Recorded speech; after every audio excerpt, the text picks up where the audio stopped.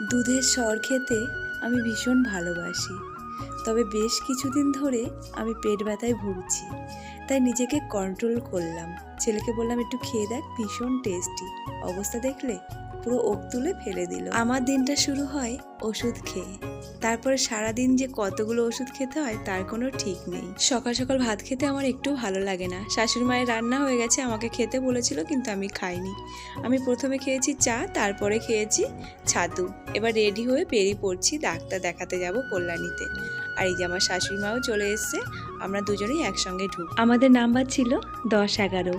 প্রেশারটা মেপে ডাক্তারের কাছে চলে এসেছি। আমার এমআরআই রিপোর্টে এসেছে আমার কোমরের একটা হাড় বেঁকে আর একটা হাড়ের সঙ্গে জোড়া লেগে গেছে। রক্তের রিপোর্ট তো অনেকগুলোই দিয়েছে, তার মধ্যে এএসও টাইটার এটা নর্মাল থাকে 200, আর আমার আছে 462।